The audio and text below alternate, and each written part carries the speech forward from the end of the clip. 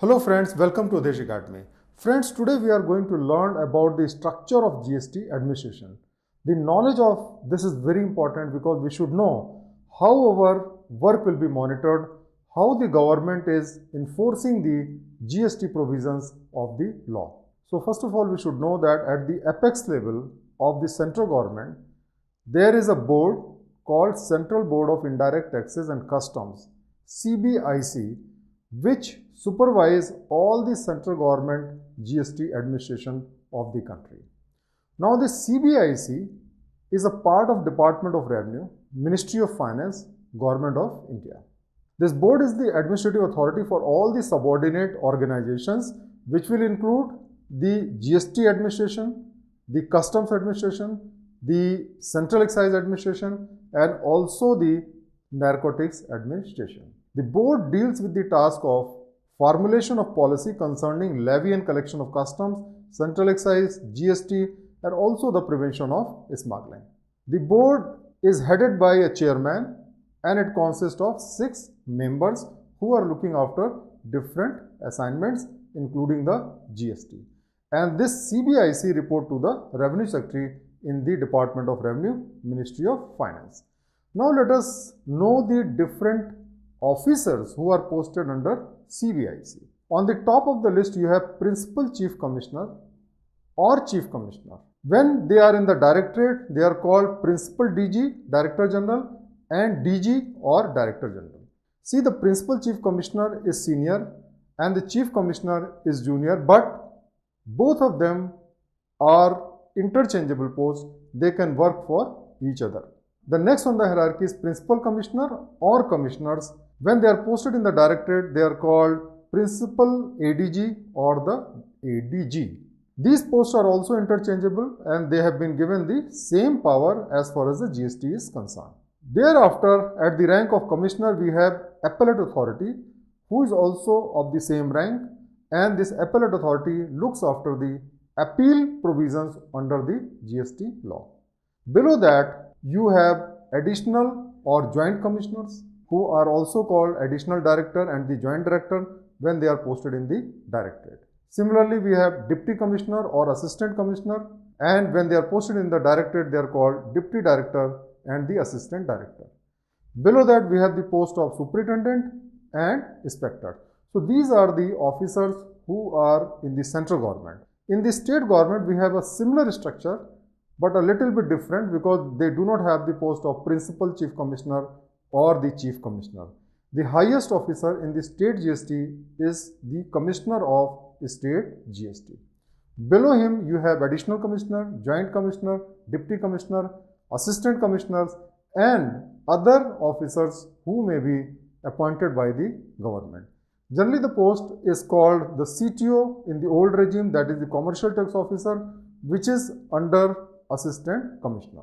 Now, there are different types of commissionerate under the CBIC.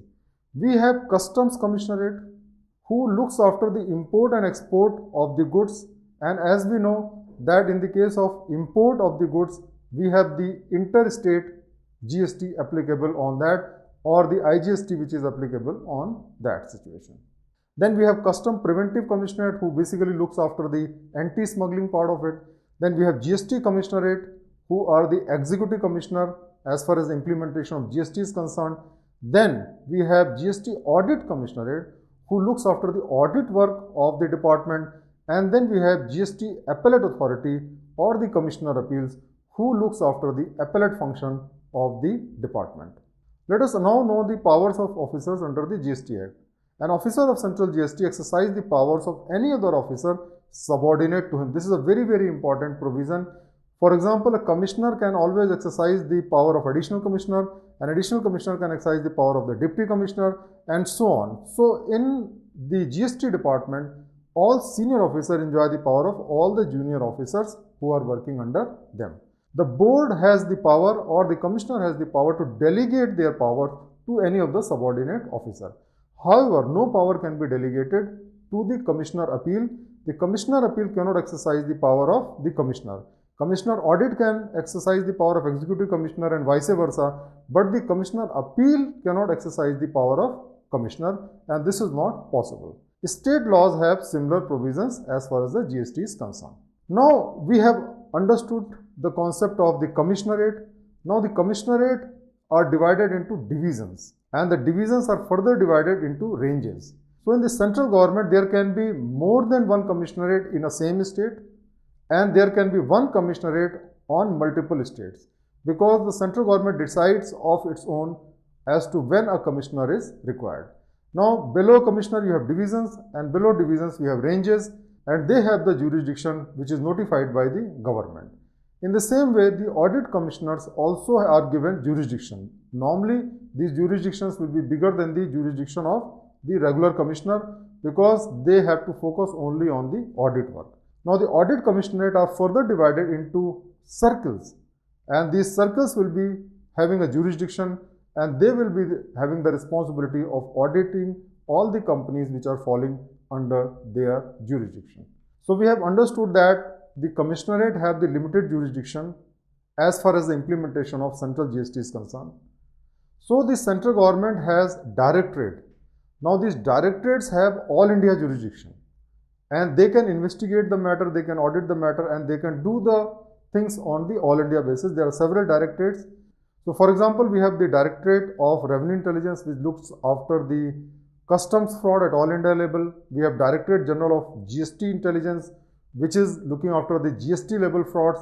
Then we have got Directorate General of Performance Management, then National Academy of Custom, Indirect Taxes and Narcotics, which basically looks after the training part of the GST, both for the central government and the state government officers. Then we have got Director General of Vigilance, who looks after the complaints regarding the corruption and all that. Then we have got Director General of Audit and Director General of Export Promotion. So similarly, we have other directorates also who are responsible for a specified task at the all India level. So friends, today we have learned about the administrative structure of the GST administration, central level, state level, and this is very important because they are the one who are managing the GST laws and GST tax collection in the country. Thank you very much for watching this lesson.